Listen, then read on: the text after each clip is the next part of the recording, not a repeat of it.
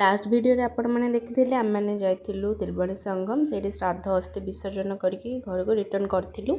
तो रिटर्न कलापर खाई P rest नहीं कि 3टा 4टा हम आम बाहर थिलु माने से प्रयागराज पाखापाखि कौन अच्छे सबू मंदिर मठ किसी भी अच्छी देखापी आम आश्रम लोक ही माने गोटे बैटेरी ऑटो कर देते से लोक पूरा आमको 6-7टा प्लेस बुले बुले कहते। तो फास्ट आम जा पहुँची आनंद भवन। तो जो मैंने जाइए आनंद भवन कौन जानते ना हिस्ट्री बही भी आमर अच्छी ना गूगल भी सर्च करें। आनंद भवन हूँ गोटे हिस्ट्रिक म्यूजियम जोटा कि नेहरू फैमिली और गांधी फैमिली म्यूजियमटा।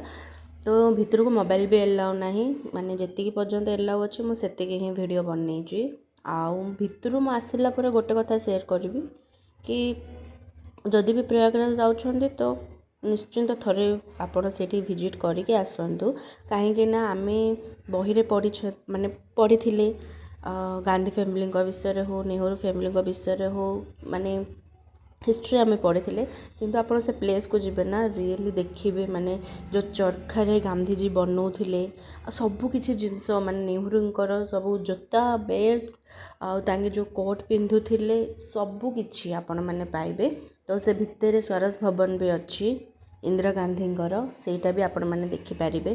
तो मोबाइल भितर को एलाउ जेहतु नाला ये पर्यटन ही एलाउ थिला तो मुझे ही वीडियो बनई कि बहुत सुंदर प्लेस लगिला।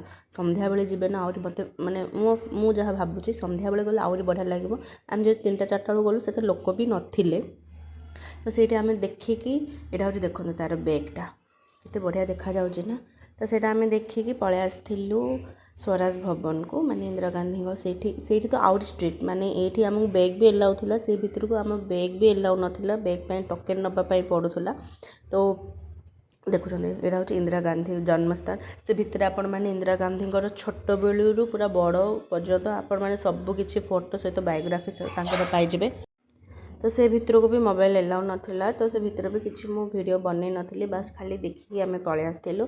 आसला पर जो खरा गरम से भितर आमको पूरा 1 आवर खंडे लगी जाइथिला। तो आम आसिक फास्ट लस्सी पीथिलु आ लस्सी माने आमर एपट बहुत बढ़िया किंतु गोटे हाँ जो मैंने गोलाप जल पसंद नहीं से मैंने पी पारे कहीं सब किसी जिनस माने लस्सी से गोलाप जल पकई दौरान तो सेटा गोटे ये लगे कि बहुत भल था एक्चुअली। तापर आम ये गोटे पळे आसलु महर्षि भरद्वाज आश्रम को सेटा पूरा पुराना आश्रम बोली कहूले से ऑटोवाला। तो आपण मैंने देखिए से भितर को भी मोबाइल एलाउ नाथिला बस आम बाहर किसी फोटोज काढ़ी भितर बुली देकी आम पळे आसलु। तो आगू कुआडे जाउछि नेक्स्ट वीडियो रे आपण मन सहित शेयर करबी।